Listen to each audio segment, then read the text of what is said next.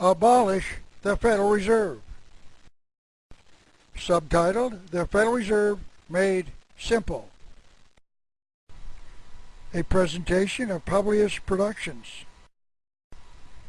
Delivered on July 4th, 2011. My name is Ralph Epperson, and I will be the one presenting this material today.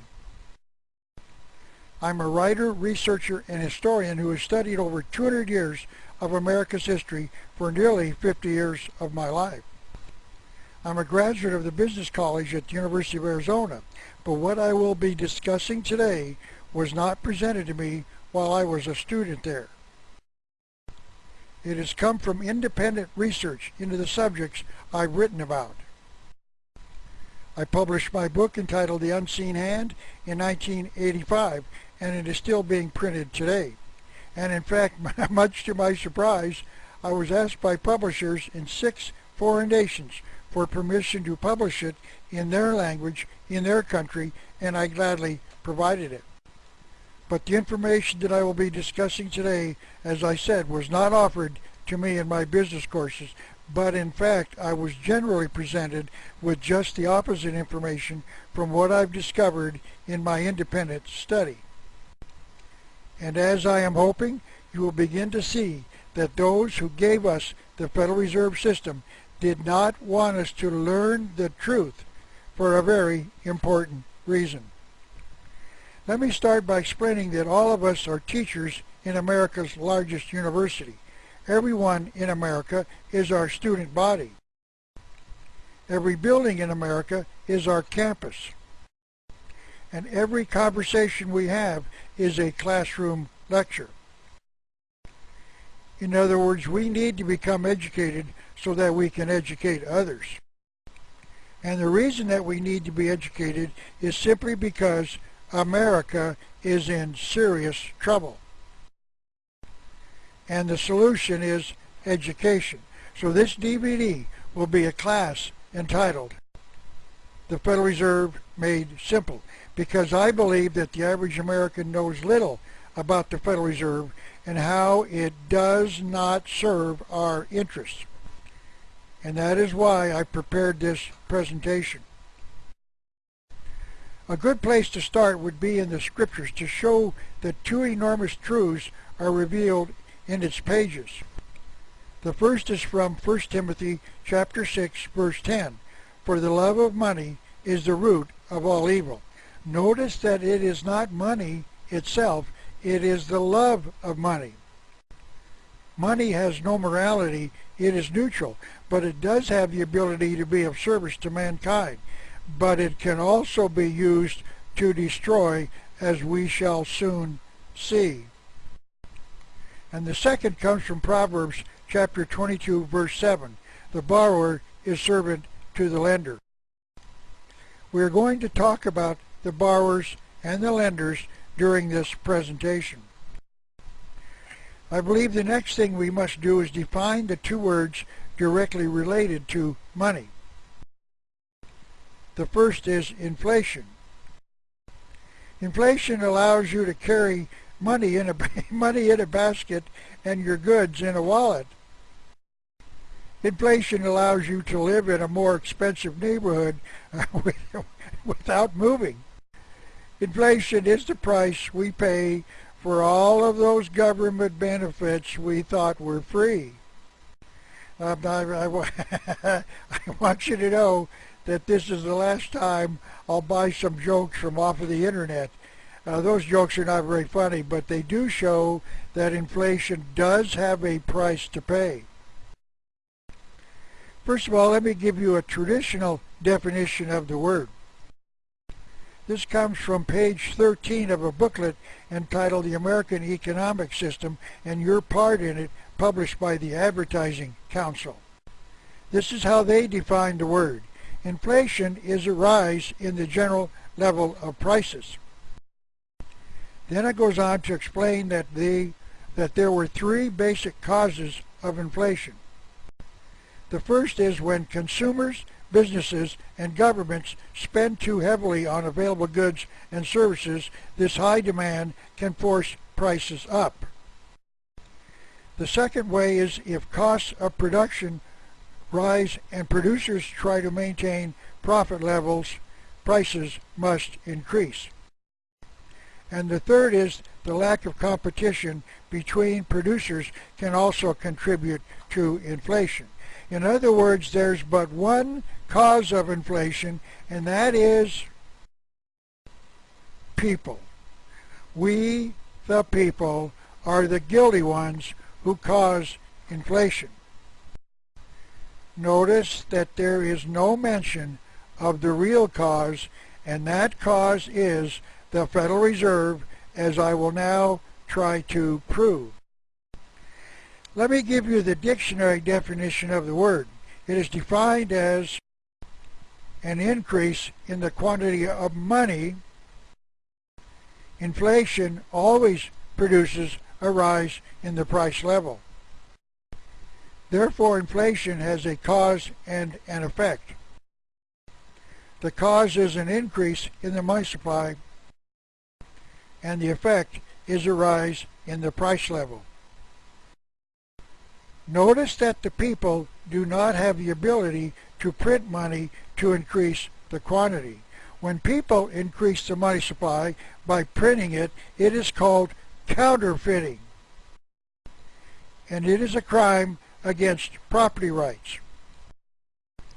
Money is property, and when someone counterfeits the money supply, it decreases the value of the real money, meaning the property in money in circulation, and it is a form of stealing. Stealing is defined as taking property from another without permission. And in America, stealing is punished by our legal system. In other words, counterfeiting is a crime called stealing. But when the Federal Reserve increases the money supply by printing money, it is not called counterfeiting. It is called funding the deficit, even though the two crimes are identical. Funding the deficit is a crime against property rights and should be punished, just like you and I would be if we increased the money supply. When I was in my business college economics classes at the University of Arizona, my professors explained that this dictionary definition was wrong. I was taught that inflation was caused by cost push, demand pull, unions, shortages, housewives, etc. In other words, we really do not know what causes inflation. All we know is that people cause it, but we don't know how they do it.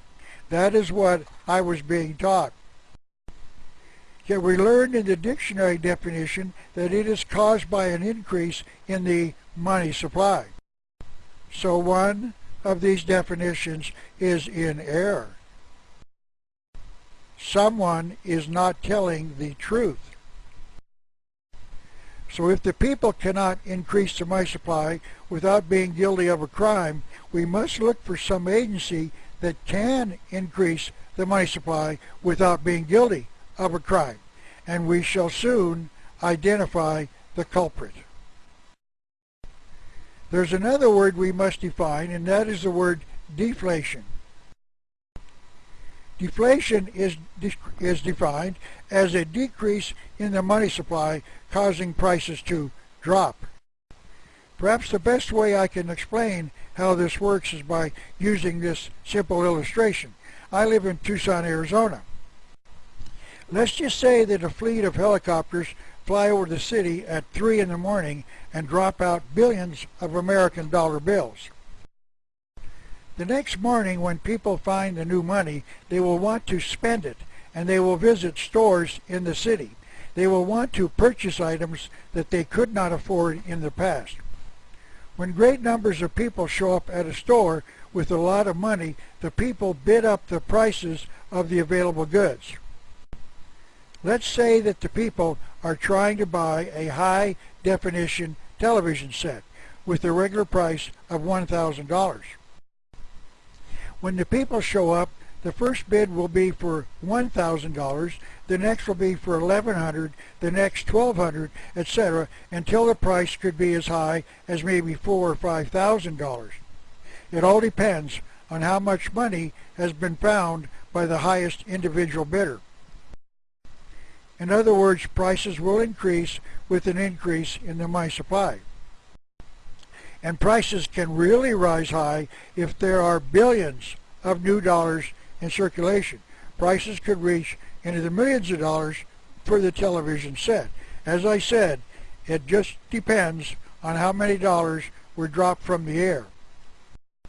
There is a word to describe this condition. It's called hyperinflation, defined as excessive inflation causing a large increase in prices.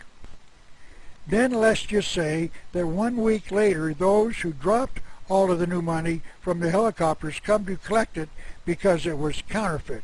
They would also gather up all of the real money that they could find because they would have to certify that it is not counterfeit as well. The result of all this is that there will be a rapid drop in the money supply, and to induce sales, merchants will lower their prices. It is even possible for the price to drop below the original price. Now there is a reason that nations hyperinflate their currency. It was described by John Maynard Keynes, called by many as the most influential economist of the 20th century. This is what he wrote in his book entitled The Economic Consequences of the Peace in 1920.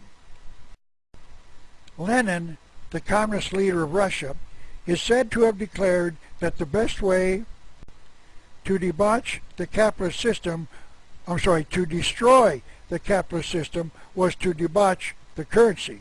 And then he told us how to do that. By a continuing process of inflation. So notice here that he is defining inflation just like the dictionary does an increase in the quantity of money.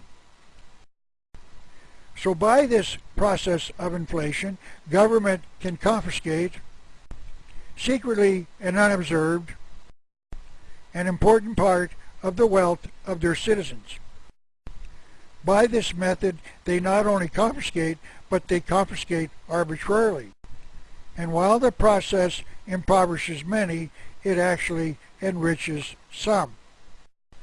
There is no subtler, no surer means of overturning the existing basis of society than to debauch the currency. The process engages all the hidden forces of economic law on the side of destruction. Now notice here that Mr. Keynes just said that inflation is an economic law, which means that prices will rise whenever the money supply is increased. It will happen each time it is practiced on every continent and in all economic systems. Now let me return to the Keynes quotation. He continued, and does it in a manner not one man in a million is able to diagnose. Let me try and summarize what Mr. Keynes just taught us. Nikolai Lenin, the communist, said if you want to destroy the capitalist system, you must first debauch the currency. And communists worldwide want to destroy the capitalist system. And the way to do that is through the printing press. Print large quantities of money and pump it into the marketplace, and it will destroy the value of money. And to show you that Lenin did debauch the currency by the process known as inflation, he increased the quantity of money nearly 20,000 times from 1921 to 1923. This is a cartoon that appeared in the Chicago Tribune newspaper on April the 21st, 1934. Notice the year, 1934. And it provides in a capsule form just what this strategy of the communist is. It shows in cartoon form a drawing of what appears to be Leon Trotsky, a fellow communist leader besides Nikolai Lenin in Russia, sitting at a large board with the following quote, "Plan of action for the United States," end quote, written on the top. It says this: spend, spend, spend under the guise of recovery. Bust the government, blame the capitalists for the failure, junk the Constitution, and declare a dictatorship. That sounds exactly like what is happening in the United States today. Now let me return to the discussion of Lenin's quote. The third thing he said is that inflation will steal from most, but it actually enriches some. And here's why. The poor do not have money, so they're not directly affected. The middle class has its wealth in money, meaning the money they get paid for their labor and which they use to pay their bills. They put whatever they can save into banks, but inflation destroys the value of their money in banks as well. The rich do not place their assets in money. They invest in stocks, art, property, etc. So as the value of money decreases, their value in their assets generally rise. That is what Keynes meant. The rich are the ones who benefit the most in periods of hyperinflation. Then he repeats it. The best way to destroy capitalism is to debauch the currency. And then he said that only 1 in a million would be able to diagnose the problem. But now you know, so you are the one person in a million who understands just how money can be used to destroy. I would also like to point something else out about the economist John Maynard Keynes, because he wanted to destroy the capitalist system as well. Notice here that the real title of his book, The Economic Consequences of the Peace, is The End of Laissez-faire, which is French for the free enterprise system. So it was not just Lenin who wanted to destroy capitalism, it was John Maynard Keynes as well. This is what he said about the capitalist system. The decadent capitalism in the hands of which we found ourselves after World War I is not a success. It is not intelligent. It is not beautiful. It is not just. It is not virtuous. And it does not deliver the goods. In short, we dislike it and are beginning to despise it. So his writings were intended to support those who wish to destroy the capitalist system. Now I would like to show you that the ideas of John Maynard Keynes have had effect all over the world. As this presentation was being prepared, nations in various parts of the world have experienced rioting in the streets to protest the cuts in government budgets due to the ideas of Mr. Keynes. Mr. Keynes has advanced the idea that government spending is the answer to the alleged weaknesses of the economy. And governments have increased their entitlement funding, meaning they have increased the amount of money the government spends to give its citizens government handouts. After a while, the government discovers that they cannot find enough ways to fund all of these entitlements, and they start reducing the amount of money they pay the citizen. When the citizens learn that the government is cutting their entitlements, they go to the streets in violent demonstrations protesting the cuts. And all of these nations listened to John Maynard Keynes. This is Dr. Friedrich Hayek, a prominent member of the Austrian School of Economics and a 1974 Nobel Prize winner. This is how he described it. The responsibility for current worldwide inflation rests wholly and squarely with the economists who've embraced the teachings of John Maynard Keynes. It was on the advice and even urging of his pupils that governments have financed the increasing parts of their expenditures by creating money, on a scale which every reputable economist before Keynes would have predicted would cause precisely the sort of inflation we have got. So we must acknowledge the brilliance of the architect of this strategy to destroy the free enterprise system. Thank you, John Maynard Keynes. The world truly owes you a huge debt of gratitude. Actually, I should say, the world truly owes you a huge debt. Now that we know that the communists want to destroy capitalism, I think it is appropriate to discuss where Lenin, the communist, learned how we should do this. This is Karl Marx, the so-called father of communism. And this is the 100th anniversary edition of the Communist Manifesto that he wrote for the Communist Party in 1848. And here, it is in here that he declared that the communists should destroy the value of the money owned by the middle class. This is what he wrote on page 45. The proletariat, defined as the working class, the poor, meaning the lowest class in the nation, will use its political supremacy to wrest, by degrees, all capital from the bourgeoisie. Now the bourgeoisie is defined as the middle class, not the very wealthy. And then he tells the communists how to use a list of 10 measures that will destroy the capitalist system. I shall concentrate on the fifth one as it has bearing to our study of the Federal Reserve, and this is what he wrote. Number 5, centralization of credit in the hands of the state by means of a national bank with an exclusive monopoly. So with the central bank in their hands, the communists could wrest all of the capital from the middle class.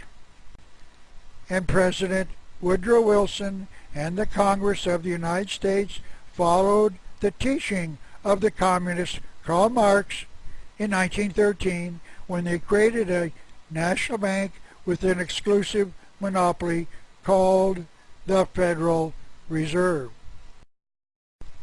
So the power to destroy by using money to inflate the economy was given to a central bank in the United States, just as the communist Karl Marx had instructed our government. Please notice that the communist Marx wanted to use the poor as a way of wresting all of the capital from the middle class, as I said, not the very wealthy. And the reason for that is that it is the very wealthy of a nation who want to destroy the middle class in that nation by the use of a central bank. And the major reason is that the middle class often has collected enough capital to compete with the rich class. And they do so by lowering the price of any product they manufacture. And the very wealthy decided to create an economic system called communism to restrict the ability of the middle class to compete. And that is the way that they did that, because they learned to debauch the currency through a central bank. So it has been the very wealthy who are the ones behind the communist movements of the 19th, 20th, and 21st centuries. I cover this in my book entitled The Unseen Hand, and I would once again recommend that you read it. I will provide you with the ample documentation that it is the very wealthy who found the advantages of supporting the communist movement. Let me now provide you with the two recent examples of the use of hyperinflation to destroy. This is a 500 billion denarii bill issued as recently as the 1990s in the European nation formerly known as Yugoslavia. The young man who sent it to me as an example of hyperinflation told me that it wouldn't even buy an egg. That is called hyperinflation. A second example of hyperinflation is occurring right now in Zimbabwe, the African nation formerly known as Rhodesia. This is a picture of a Zimbabwean trillionaire holding up a 100 trillion Zim dollar in January of 2011. The tourist in Zimbabwe can purchase one for $5 American. That is also called hyperinflation. Now, I do not know why the government in Rhodesia, or actually Zimbabwe, is hyperinflating their currency, but my guess is that it is because the people in that nation are poor, which means they do not have a lot of money. So the government solved the problem by giving everyone, or making everyone, a trillionaire. Then everyone can purchase the goods that they could not afford in the past.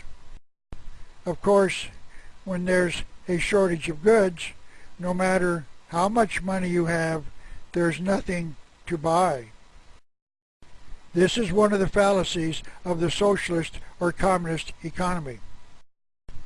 They think that poverty is abolished by giving everyone money.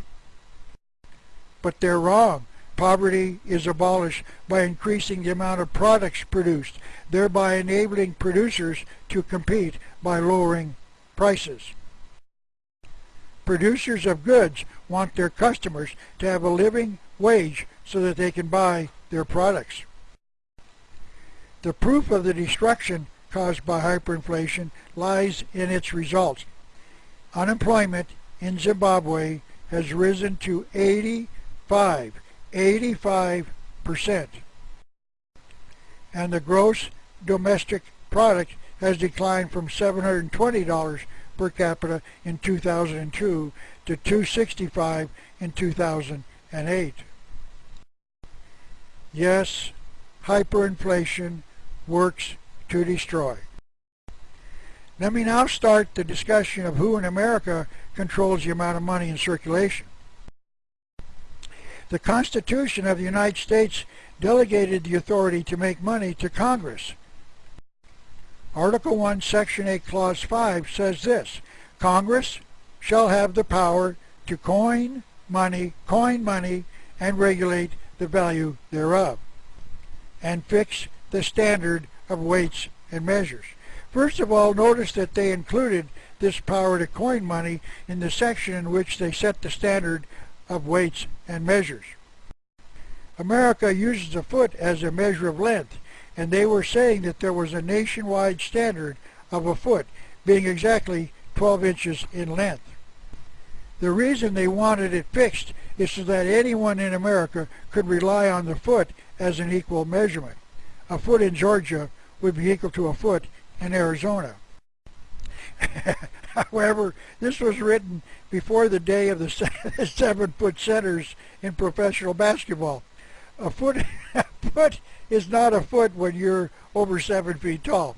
But our founding fathers were obviously hoping that our dollar would have a constant value anywhere in the United States. But as we are seeing and will continue to see, money does not have a constant value. And that is because the bankers do not want a dollar to have a constant value, because the bankers can make a profit as they increase and then decrease the quantity of money, as long as they're the ones increasing and decreasing the quantity of money, and strangely enough, they are. I've often wanted to write a national best-selling book on how to make a killing in the stock market. It would only have one page, which would read, buy low, sell high. And if you knew which way the market was going to move, because you knew when the money supply would be increased or decreased, you could make a killing in the stock market by buying low and selling high. Now let me quote Article 1, Section 10 of the Constitution. No state meaning Arizona, Georgia, Louisiana, Michigan, you name it, no state shall coin money or make anything but gold and silver coins a tender in payment of debt. Since the state could not coin money, they were relying on the federal government to do exactly what the Constitution allows them to do, coin money.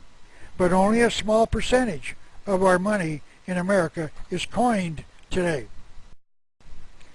I can remember asking the Attorney General of Arizona in a public forum years ago how I could pay my taxes to the state of Arizona without gold and silver coins in circulation. His answer was, listen to this, I don't understand your question. But to be extremely honest with you, I think he did understand. And the tragic thing is that I believe that he knew that every penny collected by the state of Arizona in taxes is being unconstitutionally collected. Now let me discuss just who does have the power over America's money. This is a book that I was given when I was a student in a class called Money and Banking in the Business College at the University of Arizona.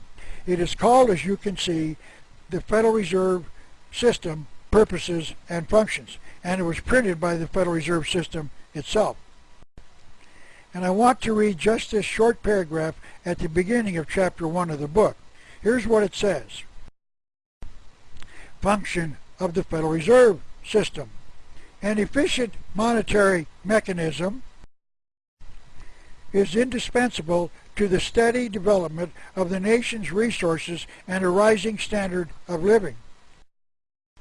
The function of the Federal Reserve System is to foster a flow of credit and money. Notice, foster a flow of money that will facilitate orderly economic growth, a stable dollar, and long-run balance in our international payments.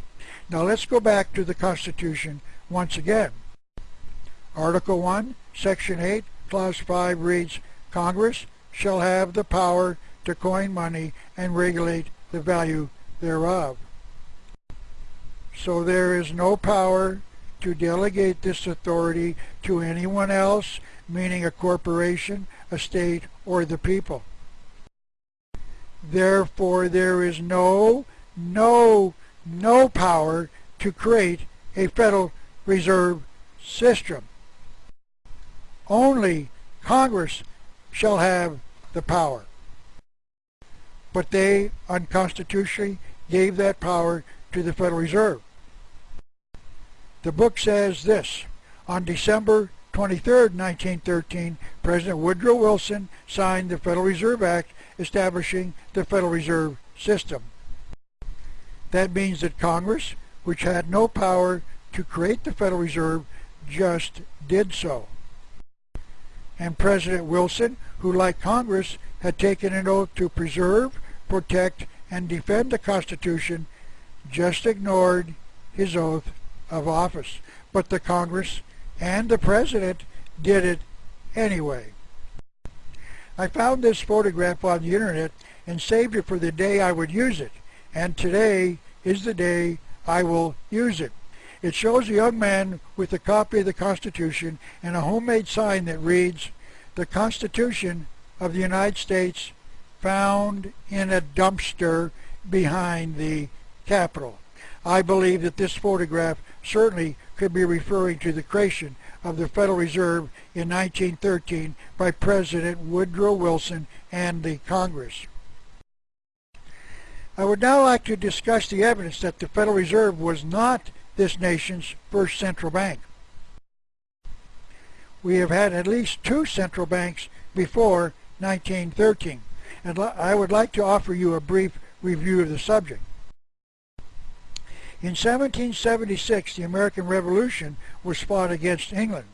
In 1791, America created the first central bank of the United States for a period of 20 years. But in 1811, the 20-year charter was not renewed. So the next year, in 1812, by coincidence, by coincidence, England fought the War of 1812 against America. And in 1816, the United States created the second Bank of the United States for another 20 years. But in 1836, the 20-year charter it had was not renewed. So in 1837, the European bankers started planning America's Civil War, and in 1861, the Civil War started and ended 4 years later in 1865. And to pay for the costs of the war, President Abraham Lincoln issued the greenback dollar, which was not borrowed but just issued. So the war ended in 1865, and the bankers did not get a third Bank of the United States. But to convince the American people to create one, the bankers changed their strategy and started planning bank runs, the first in 1873 and the second in 1893 and a third one in 1907. And finally, America created the permanent Federal Reserve in 1913. I believe that it is no accident that each of our first two wars were followed by central banks. Those wars had been planned by the European bankers to force America into the creation of a central bank to pay for them. And each of those two banks were given a 20-year charter because the American people did not want to create a permanent central bank.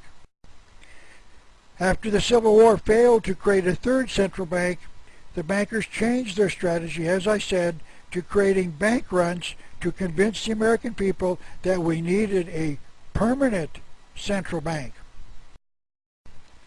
Accusations were raised that the state-chartered banks were being run by incompetent bankers, and what we needed was a federal central bank. I think it is now important to give you a simple explanation of what a bank run is to show you how the international bankers used them as a way to convince the American people that America needed a central bank.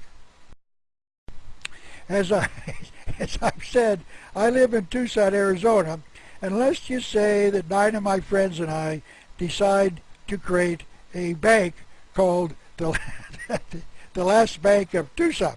We didn't have any money for capital improvements, but we did get a great price on the rental of this magnificent building. We thought it was a nice touch that the building had a covered walkway where we could get our horses out of the sun when we went into the bank to conduct our business. Now, we each contributed $1,000, so our beginning capital was $10,000. Let's just say that each of us goes into the bank a year later to withdraw our $1,000, but none of us knew the others were going to do that as well. The bank manager we hired would tell each of us that he could not honor any of our individual requests because he simply did not have the money on hand. He would explain that, like any other bank, he had made loans to others who needed the money, let's say, to make a down payment on a house they wanted to buy. We would insist that he call these individuals that he had loaned the money to and ask them to return the money he had loaned them. The manager would say that each of these individuals would say that they no longer had the money because they had given it to someone else, and that they in turn didn't have it any longer either. This is called a bank run when a bank does not have the money on hand to pay all of its depositors. You see, the banks do make loans from their depositors' money placed in a savings account. If Tucson's story got out to others in America that a local bank was denying their depositors their money, many others would race to their bank to withdraw their money because they thought their bank could also be insolvent as well. And when they did, they would discover that their bank also had made loans from their deposits and didn't have the money any longer either. And this would start a nationwide bank run.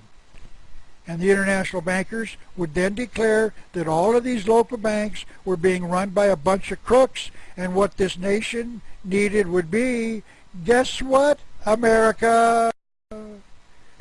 Central bank called the Federal Reserve. As I've said, bank runs have happened at least 3 times in America's past after the Civil War: 1873, 1893, and 1907. This is a photograph taken during the bank run of 1907, when all of these depositors came to the Knickerbocker Bank in New York City demanding their money, and the bank had admitted that they no longer could honor their requests. And when J.P. Morgan, the nation's leading banker at the time, suggested that a central bank was needed, the American people allowed the international bankers to create the Federal Reserve banking system in 1913. And the fact that it was international banker J.P. Morgan who had started the rumor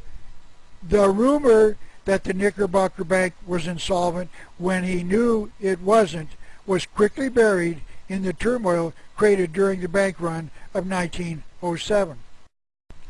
So in 1913, the international bankers got what they had wanted: a privately owned bank that had the power to print paper money out of nothing, loan it to the government at interest. Now that is as simple and is as brief as I can make it. But I'm hoping that you can see that 1976 to 1913, the need of the European central bankers to create a permanent central bank in America. This is all once again amply documented in my book entitled The Unseen Hand. Now let's ask the pertinent question: what type of success has the Federal Reserve System had? Has the United States had, quote, orderly economic growth and a stable dollar since 1913, end quote? And the answer has to be no. America has not had those benefits. So then the second question becomes, why is the Federal Reserve System still operating? And the answer has to be because it was not intended to give us orderly economic growth and a stable dollar. In other words, it was intended to give us business cycles of ups and downs and a dollar depreciating in value. There were very few in Congress who spoke out in opposition to the creation of the Federal Reserve, but one was Congressman Charles Lindbergh, the father of the famous aviator by the same name. He expressed his concerns about this act with these strong words: "This act establishes the most gigantic trust on earth. When the President signs this act, the invisible government by the money power," notice he called it the money power, "will be legitimized. The new law will create inflation whenever the trusts want inflation. From now on, depressions will be scientifically created." Let me repeat this because of the significance of what he was just saying. From now on, depressions will be scientifically created. And to show that the congressman's predictions were correct, America suffered through 2 great depressions shortly after the Federal Reserve was created. The first was in 1920, and the second was in 1929. I would like to briefly discuss these 2 depressions, but first let me make a statement. Just to save time with some lengthy definitions of both economic words, let me just say this. A depression is far more severe than a recession, and both of these depressions were severe. So let's start with the depression of 1920. This is the fall 2009 edition of a magazine called the Intercollegiate Review, called a Journal of Scholarship and Opinion. And this is an article starting on page 22 entitled Warren G. Harding and the Forgotten Depression of 1920. I would like to quote several brief paragraphs from this article because there is an important lesson contained therein. The economic situation in 1920 was grim. By that year, unemployment had jumped from 4% to nearly 12%. The gross national product had declined 17%. But in November of that year, Warren G. Harding was elected President of the United States. The article continued. In his 1920 speech accepting the Republican presidential nomination, Harding declared, "We shall strike at government borrowing which enlarged the evil, and we will attack the very high cost of government with every energy. We promise to attend to the halting of waste and extravagance. It will be an example to stimulate thrift and economy in private life." President Harding cut the government's budget nearly in half between 1920 and 1922. Tax rates were slashed for all income groups. The national debt was reduced by 1/3. And by the late summer of 1921, just a few months after he was elected, signs of recovery were already visible. The following year, unemployment was back down to 6.7% and was only 2.4% by 1923. However, not all of the news was good. The Depression of 1920 bankrupted 5,400 banks. And we've got to ask the question, who bought all of the bankrupt banks at a reduced price? Could it be those who planned the crisis? One of the little-known stories of the 1920 Depression was the fact that one of the targets of the planners was the automobile maker Henry Ford. Despite the inflation of the 1920s, Ford ordered a price cut for his automobiles. But demand was still insufficient, and a number of Ford plants had to be shut down. Rumor had it that a huge loan was being negotiated. But Ford, who thought the bankers were nothing short of vultures, was determined not to fall into their hands. Bankers lined up to offer their help in return for his surrender of independence. When large corporations borrow money from the big bankers, the bankers make certain that their officers sit on the board of directors of the borrowing company. They want to make certain the loan is not squandered by the unwise decisions of the company's officers. And it is the board of directors, meaning the bankers, who run the business. This is what Mr. Ford feared. Now back to the discussion of Mr. Ford. The game was clear to him. One representative of a Morgan-controlled bank came forward with the plan to save Ford. Ford saved his company by turning to his dealers, to whom he now shipped his cars in spite of the slowness of the market.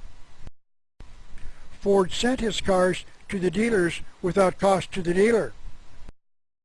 Until they sold the car, then they would have to pay for it. Demand grew, and the plants were reopened. Ford had outsmarted the bankers who had planned the Depression, in part to force him into borrowing money to keep his Ford Motor Company in business. He didn't succumb to the pressure, and he saved his business. Well done, Henry Ford. Let me now return to the Depression of 1920. Notice this. These actions taken by President Harding solved the Depression in about a year, maybe two.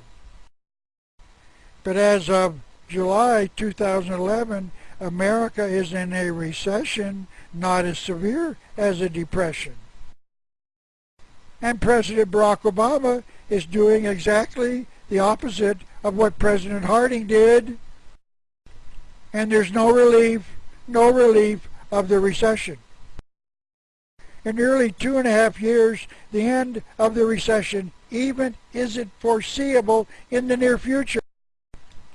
One can only wonder why President Obama is not following the successful record of President Harding, and the answer is obvious. Barack Obama does not want to end the recession. And the reason Barack Obama does not want to end the recession is because the Federal Reserve does not want him to. This recession is all about debauching the currency for the reasons detailed by John Maynard Keynes. Now let me proceed with a brief discussion of the crash of 1929, where billions were lost in a new stock market crash. When I was researching my book in the mid-1980s, I'm not quite that old yet, mid-1980s, I looked for explanations as to what might have caused the crash of 1929. I found this book, amongst others, entitled The Great Crash 1929 by John Kenneth Galbraith, and I read it. Mr. Galbraith was described as a Keynesian, meaning Mr. Keynes was his hero, and that he, meaning Galbraith, was a leading proponent of 20th century political liberalism.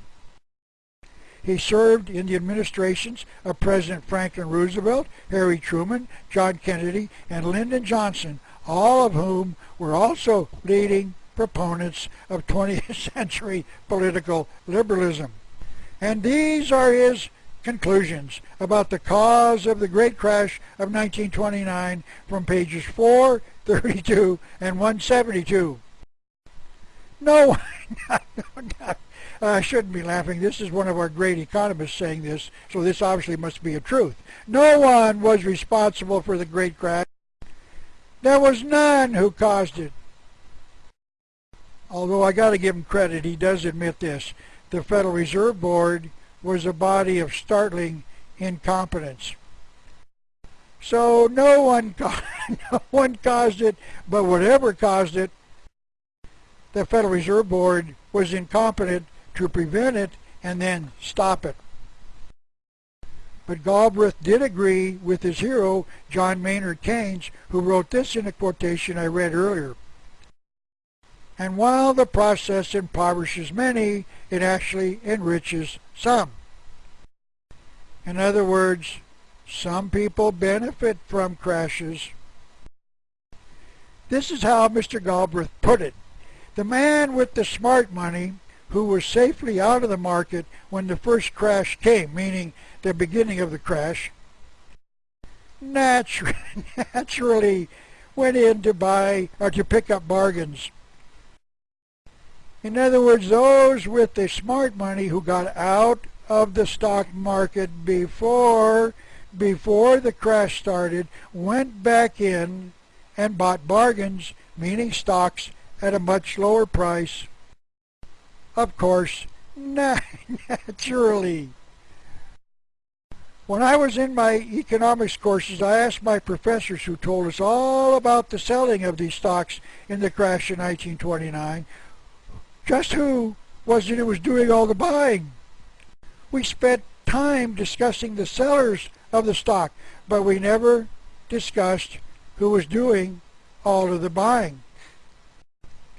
You don't have to be a rocket scientist to know that for every stock sold, someone bought it. Both of the two economists, Keynes and Galbraith, told us that the people with the smart money, those who got out of the market before the crash happened, went in and naturally bought every stock sold. Maybe, just maybe, that was why the Federal Reserve Board was startlingly incompetent. It was to allow the people with the smart money to come back in and buy stocks at a dramatically lower price. After the crash in 1929, the ownership of the banking system had changed.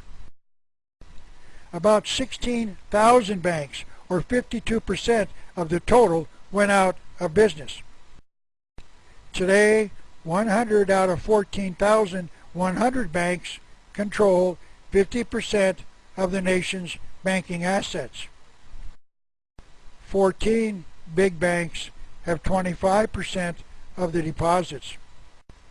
Could it be that certain large banks somehow had extra cash set aside so that after the crash was over they could purchase bank assets at a reduced price? And that was an additional reason that the Reserve Board was startlingly incompetent. The depositors in all of these old banks were impoverished, but someone else was enriched. You know something? I believe Mr. Galbraith did know what caused the crash and that he intentionally lied.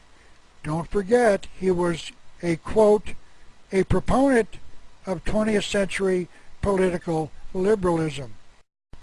Just what would you expect him to say? The stock market crash was planned by the Federal Reserve? I somehow don't think he would say that. But I want to make it clear. I found the evidence that the Federal Reserve did plan both of these depressions, and I provided that evidence in far more detail in my book. And I would like to now briefly discuss the evidence that the Depression of 1929 was the result of the planning by the Reserve Board. First of all, I'm going to round the figures I will present just to make it a little easier to understand. It all started after the Depression of 1920. The Federal Reserve had $34 billion of money in circulation in June of 1920, and they decreased it to $32 billion in June of 1921, and they started increasing it to $33 billion in June of 1922, to $36 billion in 1923, to $38 billion in 1924, to $42 billion in 1925, to $43 billion in 1926, to $45 billion in 1927, and then to a high of $46 billion in June of 1928. The Federal Reserve then leveled it off to the same $46 billion in June of 1929. They had increased the money supply by 44% from June of 1921 to June of 1929. Now this is how the media contributed to the Depression of 1929. They were convincing the public to invest in the stock market where you could become as rich as John D. Rockefeller, perhaps this nation's wealthiest businessman. This was what they were doing with the extra money that they had increased the money supply by. So you heard that you buy stocks with the assistance of a stockbroker, so you call and make an appointment. You tell him that you have $100 that you want to invest in purchasing stock, and you want to buy one share of Epperson popsicle stick makers. You tell the broker that I recommended this company because it was an Epperson who invented the popsicle. And by the way, that story's true. And you want to share in the good fortunes of the Epperson family. The stockbroker then explains that stock market tycoons such as yourself have to get familiar with the language. Tycoons always refer to a stock by the first two words of the name. So you call your stock Epperson Popsicle. He goes on to explain how the system works. You invest $100 in Epperson Popsicle, and if the stock goes up just 10% to $110, you'll make a 10% profit. And you start thinking how easy this is. And then you, you reassure yourself by thinking that this must be how John D. Rockefeller made his fortune, by starting small. Then the stockbroker tells you that the banks are allowing tycoons such as yourself to borrow money to buy stocks.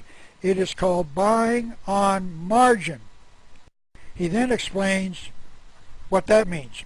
You will still invest your $100, but since the margin is 10%, you can borrow $900 and invest a total of $1,000 to buy 10 shares at $100 apiece. Then if your shares go up 10% to a total of $1,100, you'll make a $100 profit, which means you will double your original investment. You can double your money with just a small 10% increase in the price of your stock. Now you can start to see just how you can really become as rich as John D. Rockefeller. So you agree and purchase 10 shares for a total of $1,000. And as I said, this is what the Federal Reserve was doing with all of the new money they were creating. It was being loaned out to stock market tycoons. Then the stockbroker then says, there's one more thing we need to understand. Hold on. The banks are loaning you this money on what they call a 24-hour broker call loan, which means that they can call me and ask me to call the loan, and you will have 24 hours to sell your stock and pay off the loan. But all you can think about is the prospect of becoming as rich as John D. Rockefeller, and with the rising stock market, what's the danger? You certainly can sell your stock in 24 hours and pay off the loan. So you leave the broker's office, and now you can soon buy, or now you can soon buy that yacht you've always wanted. And as time passes, the stock market is climbing and everybody's happy.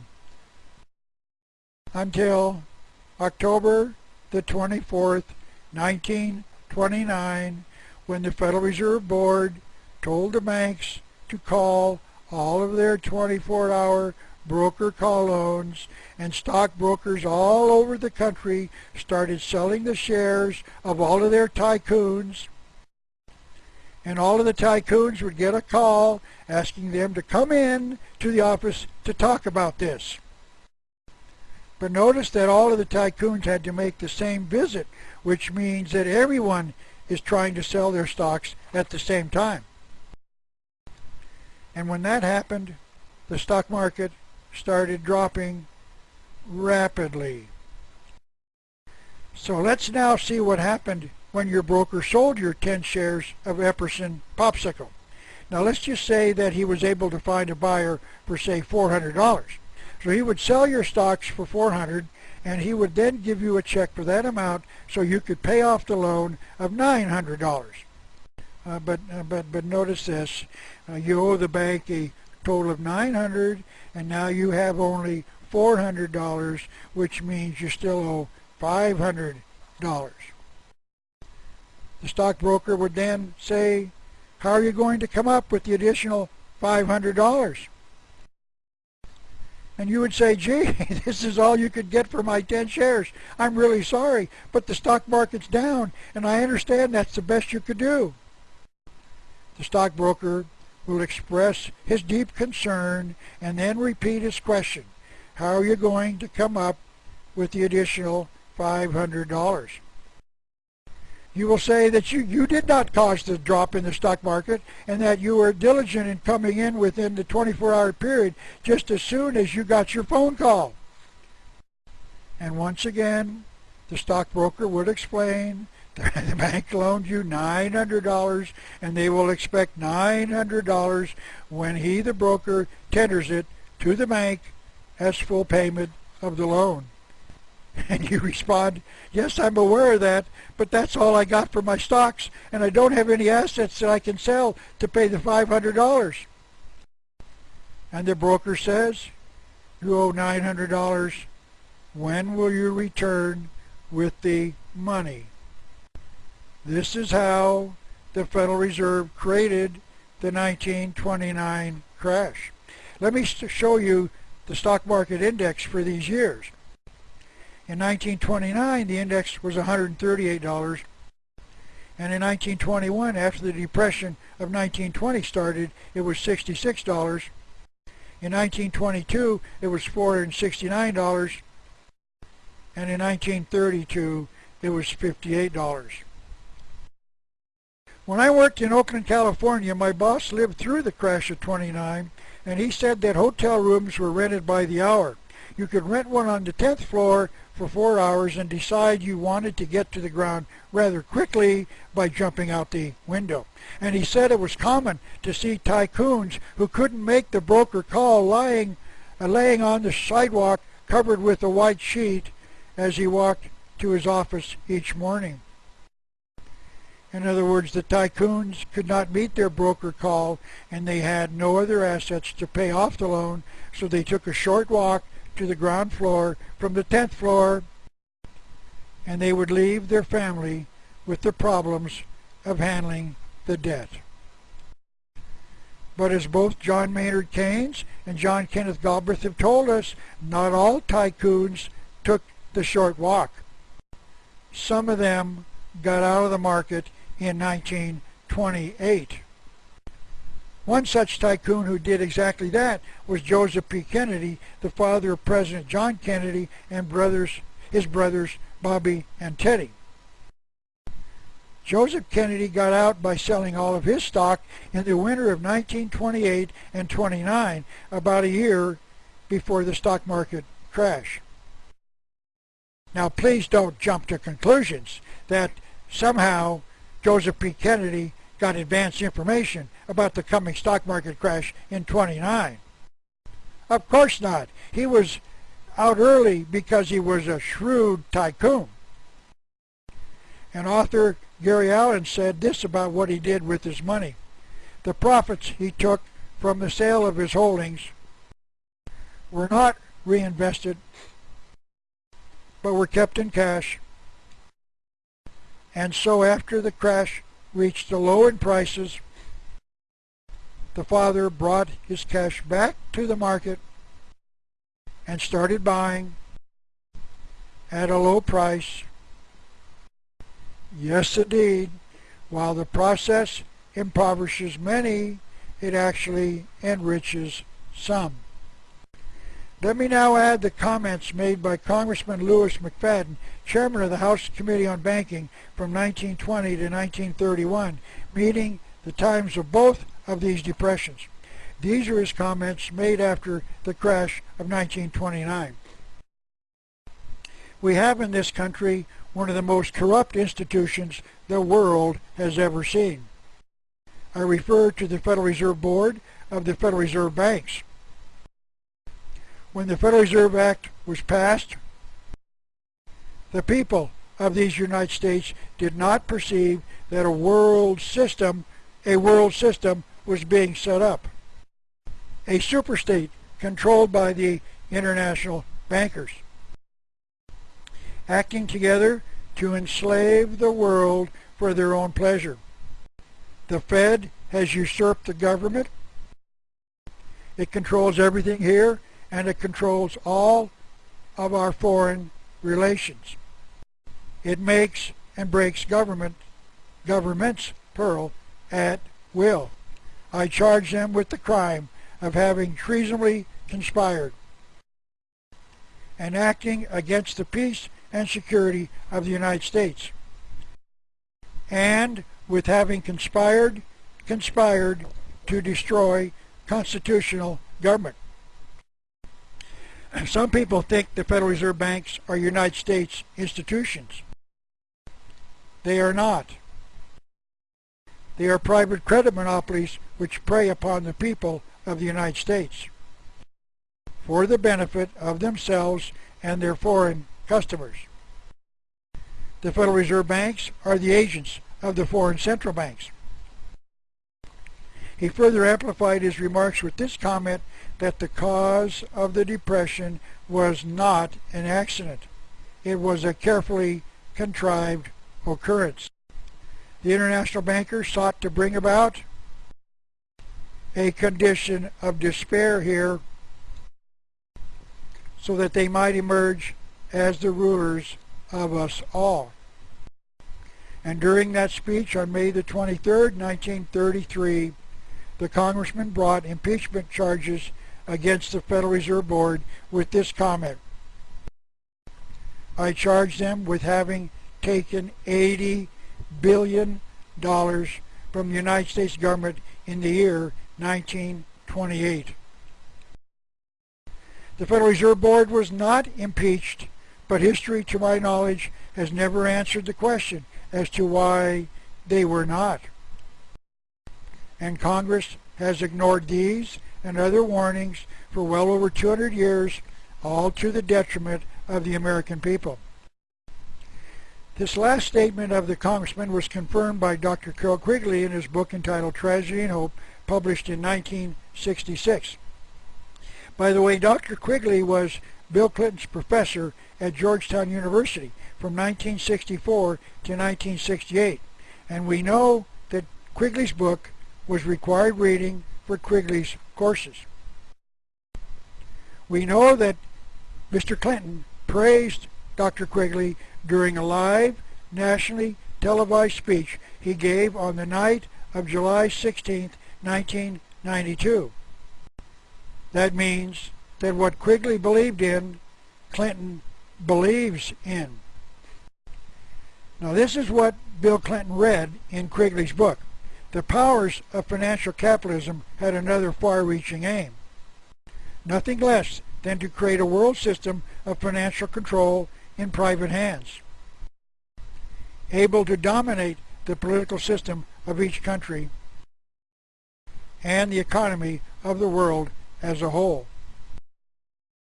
This system was to be controlled by the central banks of the world, acting in concert by secret agreements arrived at in frequent private meetings and conferences. And this confirms why the American people do not know much about the Federal Reserve. It is because they operate in secrecy, because they're not controlled by the U.S. government. They're controlled by the central banks of the world acting in concert. The Federal Reserve stands convicted by the evidence.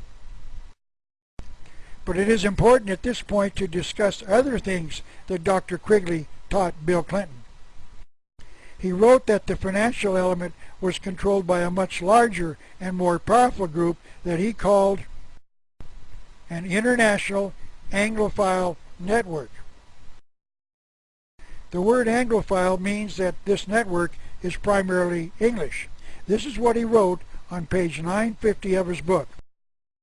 There does exist, and has existed for a generation, an international Anglophile network. So that means that the banks are controlled by an international network out to control the world through the central banks, and that this network controls the elections for the presidency in the United States. This is what Quigley wrote on page 73. The networks expected to control both political parties equally. Some of them intended to contribute to both in order to conceal their own influence and allow the electorate to believe they were exercising their own free choice. Notice what Dr. Quigley thinks of the American voter. He believes that we're too stupid to see how they control both candidates for president equally. That means that no matter who we elect, that candidate was a supporter of this international network. And one of the ways this network controls the two political parties is through an organization known as the Council on Foreign Relations, created by the network in 1921. Dr. Quigley reported on page 950, this organization has played a very significant role in the history of the United States. And to show us that Bill Clinton learned his lessons well from Dr. Quigley, Bill Clinton joined the Council on Foreign Relations in 1988. You might want to keep all of that in mind the next time you cast your vote in a presidential election. Now let's go back to the subject directly. There are those in power who do not even agree that the Federal Reserve controls the money supply. In 1974, President Jimmy Carter said, "It is a myth that government itself can stop inflation." Excuse me, Jimmy baby, but you're wrong. The government itself, meaning the Congress, created the Federal Reserve. The Congress itself can revoke it. That means the government can stop inflation. But there's a reason that Jimmy doesn't believe the government causes inflation. He appointed Alfred E. Kahn as an advisor on inflation, and this is what Mr. Kahn's view on what caused it. The desire of each group with power to improve its economic situation is, after all, what the problem of inflation is. The living standard of Americans must decline if inflation is to be controlled. Now, the only thing that Kahn didn't say was that he would urge the Federal Reserve to continue its vision of debauching the currency to reduce America's standard of living. There are many historians who think that President Carter was the worst president the United States has ever had, and I count myself as one of them. And this cartoon amply illustrates the point. The lady tells the seated president at the "Who's the Worst President Ever" contest television show. The lady tells the president, Mr. Carter, there's been a mistake. When we asked you onto the show, we didn't mean as a judge. But we have had warnings from the past not to create a Federal Reserve system. As I've already mentioned, the Bible in Proverbs 22 verse 7 says this: the borrower is servant to the lender. Of course, those words do not apply to us as Americans. They only apply to the house of Israel, written many, many centuries ago. Reginald McKenna, a past chairman of the board of Midland's Bank of England, warned us with these words around 1900. I am afraid that the ordinary citizen will not like to be told that the banks can and do create and destroy money, and they who control the credit of a nation direct the policy of governments and hold in the hollow of their hands the destiny of the people. President Thomas Jefferson warned us as well. I sincerely believe that banking establishments are more dangerous than standing armies, and that the principle of spending money to be paid by posterity, which means, of course, the future, is but swindling futurity, and once again, the future on a large scale. It is incumbent on every generation to pay its own debts as it goes, a principle which, if acted upon, would save 1/2 of the wars of the world. Now, this is an extremely important quotation. President Jefferson was telling us that bankers create wars which are very costly, and that they can get government to borrow the money from the bankers to finance them. And then the bankers can loan the money to the government at interest, which means they can create money out of nothing and make a profit on the money that they've created. President Abraham Lincoln also warned us about what he called the money power. The money power preys upon a nation in times of peace and conspires against it in times of adversity. The money power will endeavor to work upon the people until the wealth is aggregated in a few hands and the republic is destroyed. Sir Josiah Stamp, a past president of the Bank of England, said this: if you want to remain the slaves of the people, and to pay the costs of your own slavery, let them continue to create money and control the nation's credit. President James Garfield was quoted as saying, "Whoever controls the volume of money in any country is absolute master of all industry and commerce." And to bring it a little closer to the present, I would like to quote President Franklin Roosevelt. "The real truth is that a financial element has owned the government ever since President Andrew Jackson," meaning this financial element has owned the government since around 1830. But to show you that all of these warnings are wrong, some do not agree. Like this gentleman, William Gladstone, the Chancellor of the Exchequer in England, the controller of England's treasury, who said this: "The hinge of the whole situation was this. The government itself was not to be a power in matters of finance, but was to leave the money power supreme and unquestioned." So this is a battle. Who is going to handle the money supply? The government or the bankers? A similar threat was voiced by Alexander Hamilton, America's first Secretary of the Treasury. He offered an opinion as to who we should trust with the money power. "No society could succeed which did not unite the interest and credit of rich individuals with those of the state. All communities divide themselves into the few and the many. The first are rich and well-born. The other are the mass of the people. The people are turbulent and changing. They seldom judge or determine right." So, people of America, we're not well-born, and therefore we must trust the rich, because they can best administer the quantity of money through a central bank. Now let me bring this all together with the discussion of how this financial element creates money out of nothing. Now I would like to bring the thoughts of Dr. Quigley back once again for a very important observation. We have asked the question as to who is to control the money supply, the bankers or the government. Dr. Quigley spoke directly to that issue on page 53 of his book entitled Tragedy and Hope. This is what he wrote: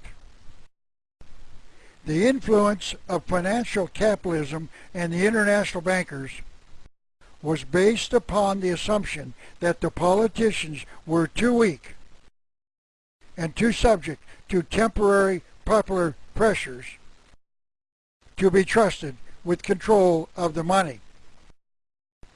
Accordingly, the soundness of money must be protected by allowing the bankers to control the supply of money." Now what follows is a very devastating bit of information.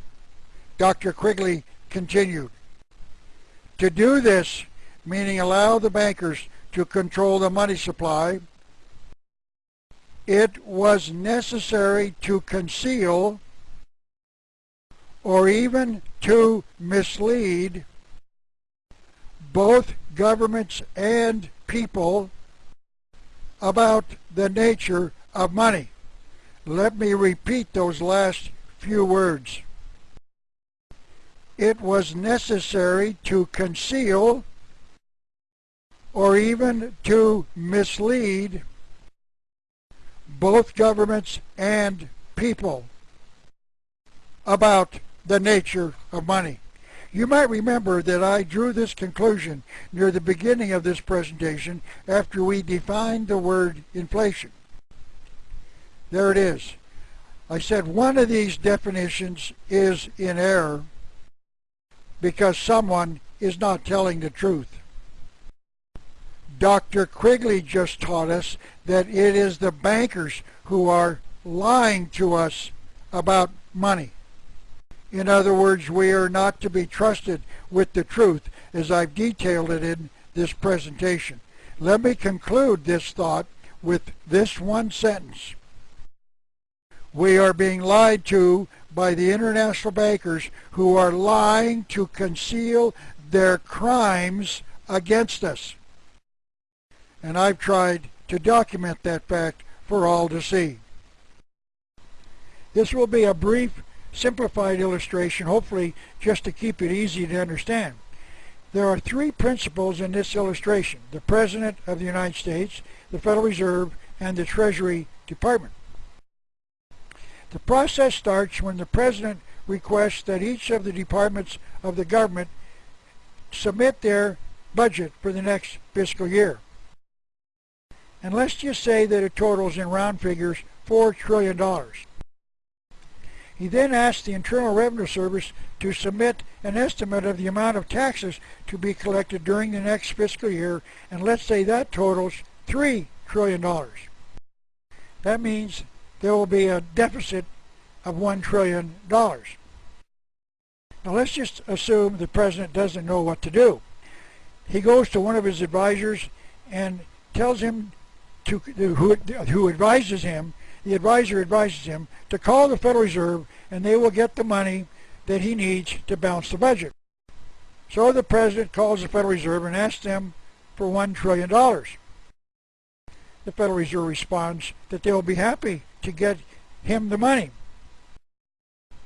The President authorizes the process. The Federal Reserve then calls the Treasury Department and asks them to print up $1 trillion in small denomination bills. Notice here that this money is being created out of nothing. The bank is not loaning part of their assets. They're creating $1 trillion of new money. The Treasury then calls the Federal Reserve when the money is ready. The Federal Reserve then calls the President and tells him the money is ready. The President then tells them to deliver it, and they will deposit it into the federal government's account in the Federal Reserve. The Federal Reserve then says they want some evidence of the transfer of the money, since they are loaning the money to the government. And the President says, wait a minute, what's this about loaning? You're the Federal Reserve, and I'm the federal government, and you're the Federal Reserve, meaning you're a branch of the government. I'm the President, and I need $1 trillion to balance the budget, and I'm told you can arrange for me to get that amount. And so the Federal Reserve responds by saying, you're slightly misinformed there, Mr. President. The name Federal Reserve is not our entire name. We are called the Federal Reserve Bank. And even though we have the name Federal in our name, we're not a part of the federal government. We are a privately owned bank, and just like any bank, we are in the loaning business, and that we will need the government to pay the loan back with an annual rate of interest. And we will loan you that money, let's say in this example, for 10% interest per year. And the reason we need to charge interest is because we're a bank, and just like any bank, we have bills to pay. The President responds that I guess this is the way it's done, so what do I tell the Treasury Department? And the Federal Reserve responds, tell them to print up $1 trillion worth of bonds at an annual rate of 10%. So the President calls the Treasury Department and asks them to print up bonds at a 10% annual interest rate. The Treasury Department calls the President when the bonds are ready. And the President then calls the Federal Reserve and tells them the bonds are ready. The Federal Reserve tells the President to have the bonds delivered, and in exchange they will deliver the money to him. And the next day, the trucks with their cargoes pass on the highway, and when they get to their destination, they make the delivery, and everybody's happy. The government now has the money to pay all of their government bills, and the Federal Reserve now has a guarantee that the federal government will pay the interest on the bonds so that they can pay their bills. Now let me point out in my example, the amount of money borrowed was $1 trillion, and the amount of interest to be paid is $100 billion, meaning an interest rate of 10%. And oh yes, I failed to mention that bonds are issued for a certain period of years, which means that the government will pay $100 billion a year for, let's say, 20 years. That means the total interest paid will be $2 trillion during the 20-year term. Now, I've got to explain that paying interest on bonds is not like paying interest on a mortgage. Let's just say that you borrow $10,000 to buy my house. Please do not think that all of us authors get rich by selling our books. I'm certainly living proof of that. But let's just say that the bank loans you the $10,000 and you agree to pay it off with a payment of $100 a month. Some of the money goes to reduce the amount you have to pay back, called the principal, and the rest goes for interest. That means that for each $100 payment you make, it reduces the amount of interest you pay each month and increases the amount applied to the principal. And notice this, under our example, the government pays the same interest each year and there's no reduction tax payment. The government pays $100 billion each year for 20 years, or a total of $2 trillion. And then at the end of the 20 years, the government will be asked to return the $1 trillion to the Federal Reserve. That means that the total cost of funding this $1 trillion deficit will be $2 trillion paid in interest plus the $1 trillion paid at the end of the 20 years, for a total of $3 trillion. So in this example, the Federal Reserve makes a $2 trillion profit for loaning $1 trillion to the government, plus they get to use the $100 trillion that they created out of nothing again in another later loan to the government. Hey, Americans, that's not too shabby. Oh yes, there's one more thing. Notice that when our president and our congressmen and our senators talk about funding a deficit, they always fail to mention the amount of interest it will cost us taxpayers each year to borrow from the Federal Reserve. However, I'm just sure that's one little detail that they just forget about when they discuss this process. But I forgot one little insignificant detail. Now, I do not know for certain, but if the federal government loaned if the Federal Reserve loaned the federal government $1 trillion in cash that the government will deposit in the Federal Reserve Bank, I don't know that. But I do know this. The Federal Reserve has to pay the Treasury Department for the printing of any money. Marilyn Beausavant discussed this in her February 8, 2009 column in Parade magazine. She was asked, what does it cost to print U.S. currency? And her answer was, a paper note costs 6.2 cents to print. Now let me explain what she just said. It costs 6.2 cents to print a $100 bill. The Federal Reserve loans the government the $100 bill at its face value, and it costs them 6.2 cents to print it. That is a profit of approximately $99.94 to loan the U.S. government $100. Hey, Americans, that's, once again, not too shabby. So let me summarize this whole subject of funding the national debt.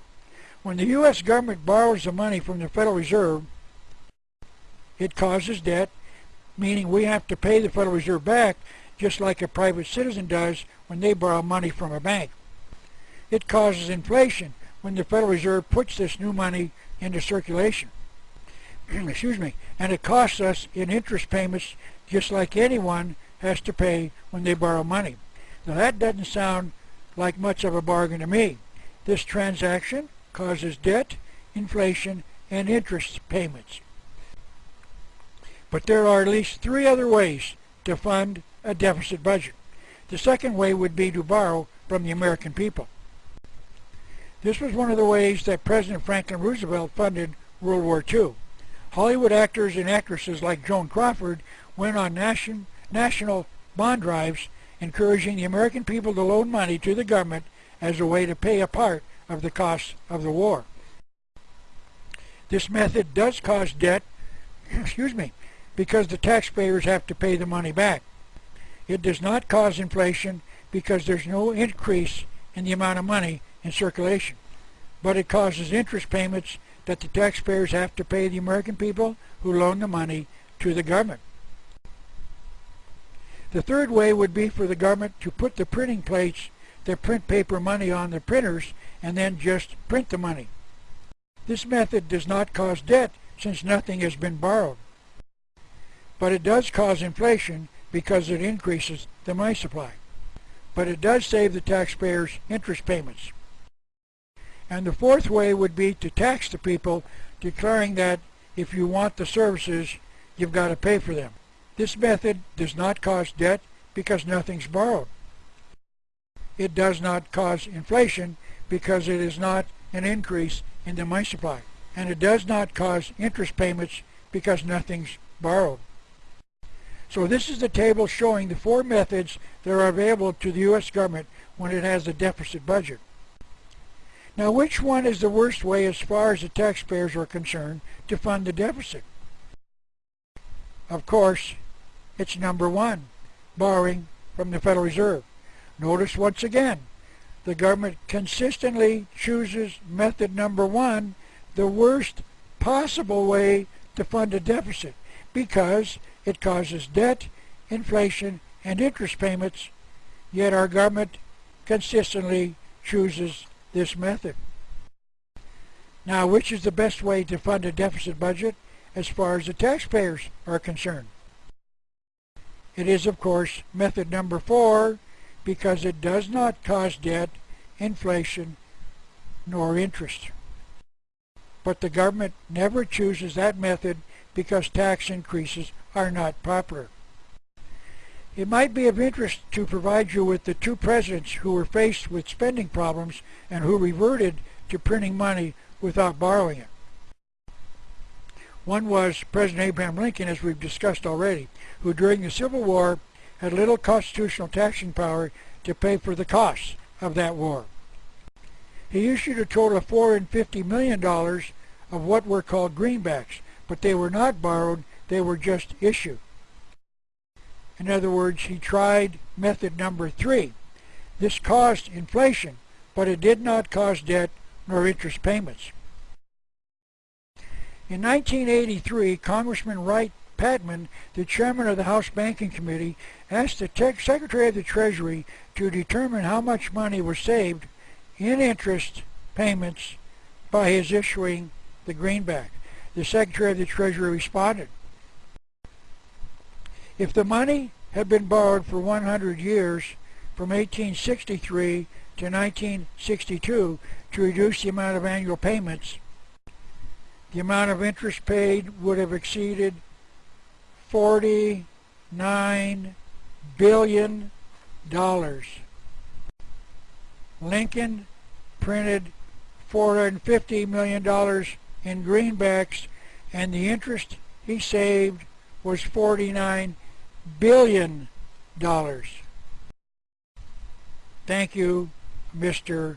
President." The other president who issued money that was not borrowed but was just printed was John Kennedy, who in 1963 issued $43 billion of money not borrowed from the Federal Reserve. This is the Ford Museum in Dearborn, Michigan. When I was asked to speak in Dearborn several years ago, my host took me to the Ford Museum for the day, and I was truly fascinated by the items displayed there. Henry Ford, the car manufacturer, was a major collector of the past. One of those items on display is the rocking chair that President Lincoln was seated in when he was assassinated by John Wilkes Booth. Those dark maroon areas on the back of the chair are the dried blood stains from the assassination. Just a few feet from this display is another one, this time the limousine that President John Kennedy was seated in when he was assassinated in 1963. Two presidents issued money that was not borrowed. Two presidents were assassinated. Now this is an interesting question. Is there a lesson for future presidents of the United States? I will let you answer that question. Let me bring you this part of this presentation to a close by repeating the warning given to America by President Thomas Jefferson. It is incumbent on every generation to pay its own debts as it goes, a principle which, if acted upon, would save one half of the wars of the world. Let me repeat this because there is an extremely important truth contained therein. It is incumbent on every generation to pay its own debts as it goes, a principle which, if acted upon, would save one half of the wars of the world. I am hoping that you grasp the enormous truth in what he just said. He was saying that if you want your government involved in perpetual wars, then allow them to borrow money from a central bank like the Federal Reserve. Now let me ask the next question. Has it been our history to be involved in wars all over the world since the creation of the Federal Reserve in 1913? Yes, World War I, we got involved in 1917. Yes, World War II started in 1941 and it lasted approximately 4 years. Yes, Korea started in 1950 and lasted approximately 3 years. Yes, Vietnam, planned by our government. The war in Vietnam was planned by our government in at least 1945, but started 19 years later in 1964 and ended about 11 years later. May I interrupt this discussion at this point because I would like to recommend that you consider watching my 4-hour DVD on the subject of the war in Vietnam. I've entitled it Vietnam, America's Betrayal and Treason. I believe it is the best explanation ever offered by anyone about the war and why our government planned it in at least 1945. You can watch it on YouTube on the internet.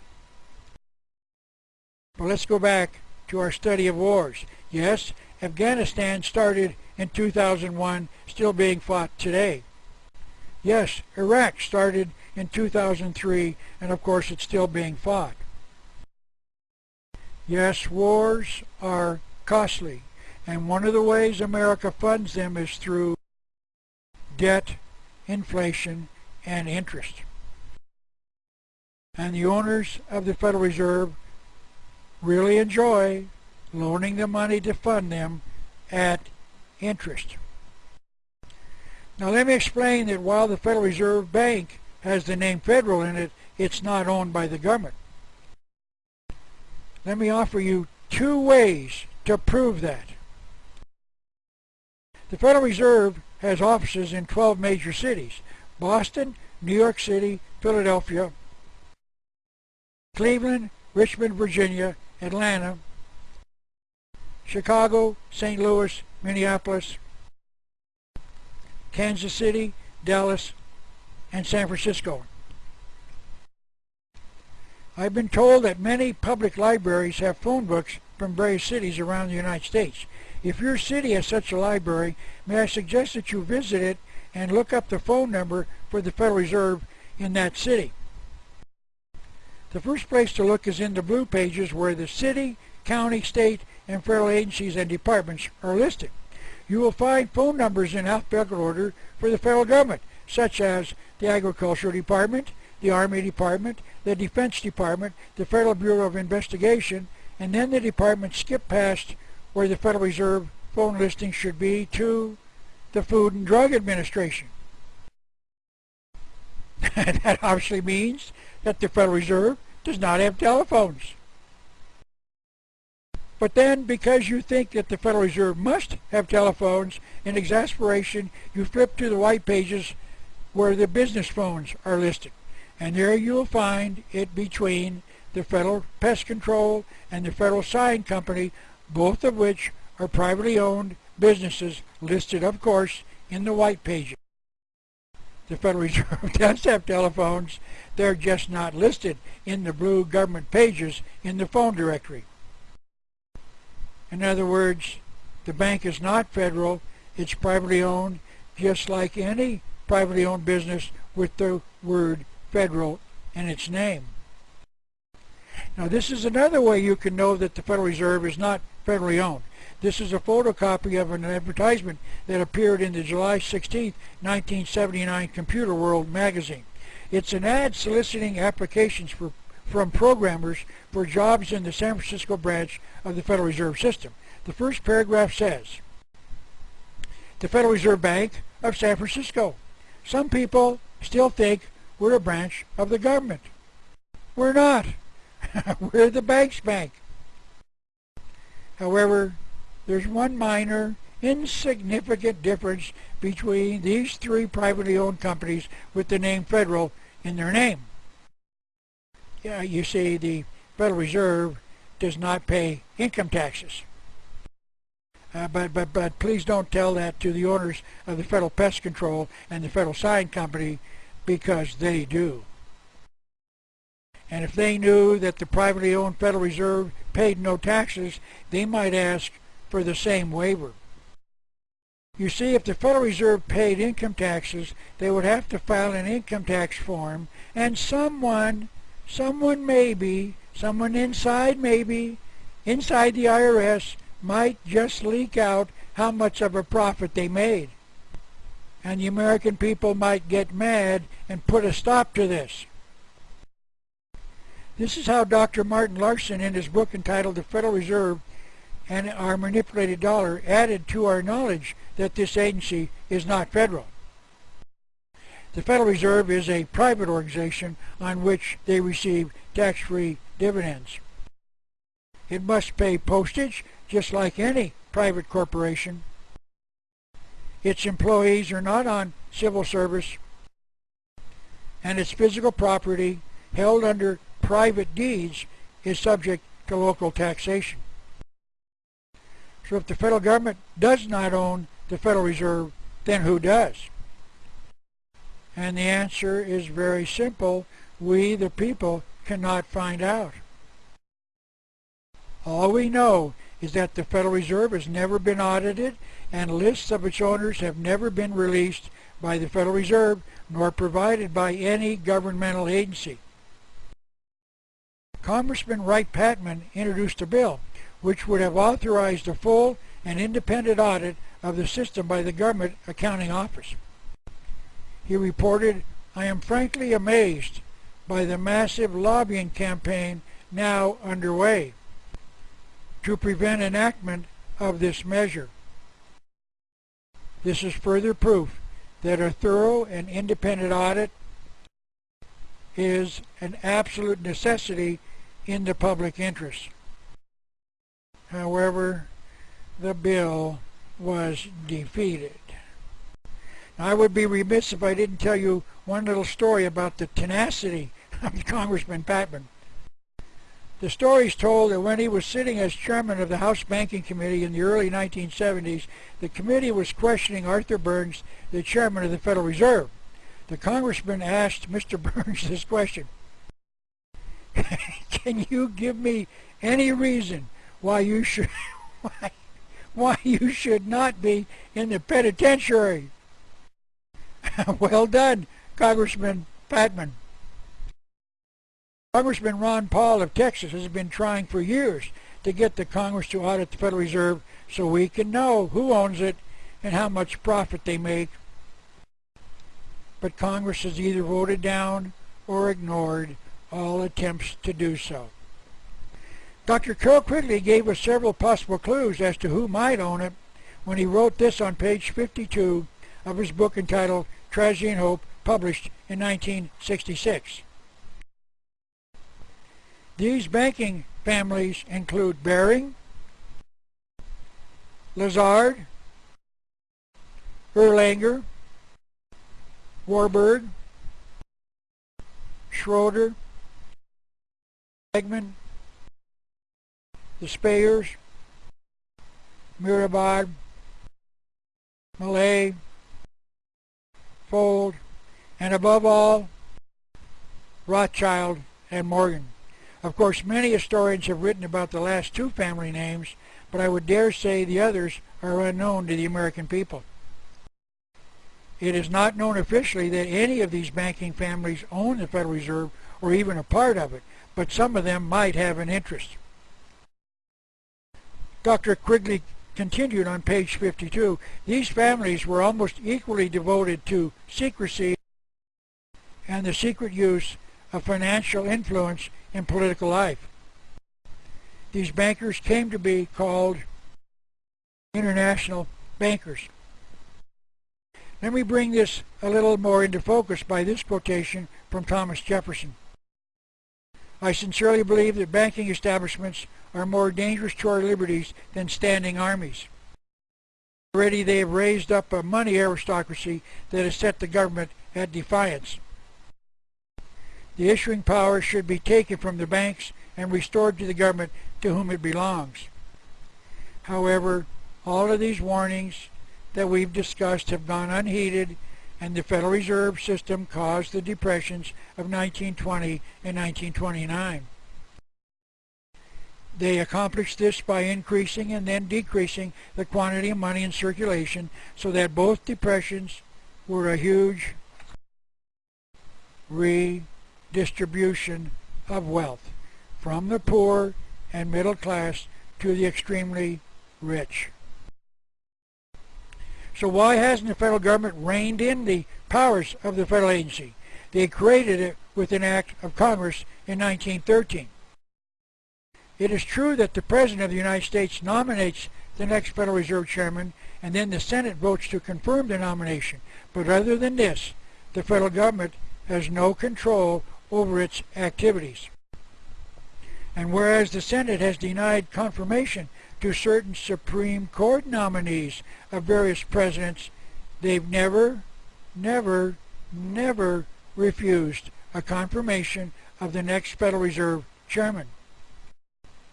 In a primer on money, the Subcommittee on Domestic Finance of the Committee of Banking and Currency House Representatives of 1964 wrote this: although the Federal Reserve is a creature of Congress, the Federal Reserve is in practice independent of that body in its policy making. The Federal Reserve neither requires nor seeks the approval of any branch of government for its policies. The system itself decides what ends its policies are aimed at and then takes whatever action it sees fit to reach those ends. So there you have it, a brief explanation of many of the reasons this nation needs to abolish the Federal Reserve. And the way to accomplish this task is found in Webster's dictionary. The word is repudiate, defined as to refuse to acknowledge or to refuse to pay, to disclaim as debts. There's another word that has bearing on the point. It's called repudiation, and it is defined as the disowning of a debt. All America has to do is use the dictionary and repudiate the debt owed to the Federal Reserve. The government can simply repudiate the debt, which means the government says that we're no longer going to accept it as valid. Now, I'm certain that some are saying that an honorable nation would pay its debts. And I say yes, that is true.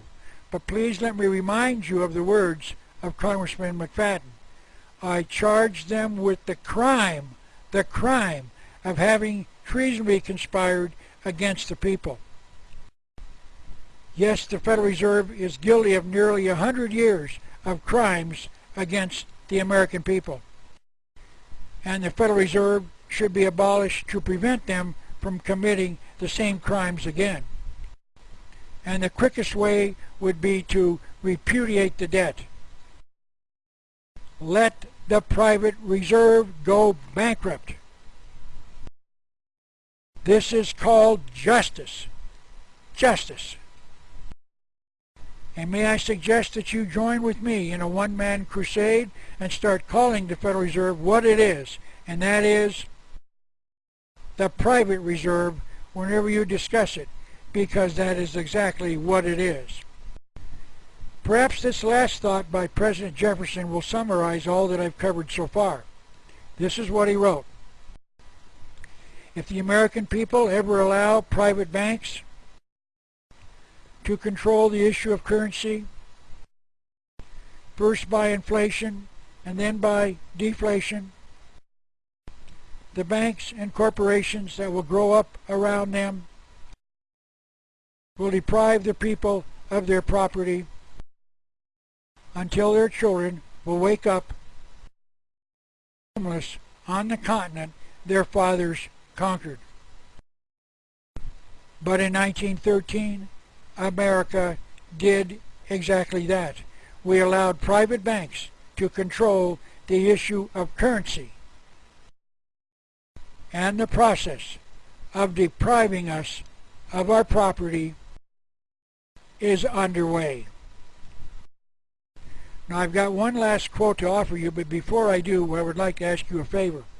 If you agree with me that this presentation is a simple way to understand the private reserve, please help me by getting it a massive distribution. Please make copies and give them away. If you're a high school or college student, give one to every teacher or professor you have, even if they're not in the business college. Ask them to watch it, and then make certain you ask what they think of it. Ask your friends to watch it by giving them copies or by inviting them to your home to watch it together. Upload it onto the internet and then send links to everyone you know. May I suggest that you send copies of this DVD to the opinion makers, such as your local television and radio stations, newspapers, corporation leaders, etc., because these people have access to people that most of us can never reach. Send a copy to your congressmen and senators, but ask their staff to watch it before they pass it on, and then ask them to ask their congressman or senator what they're going to do about the private reserve.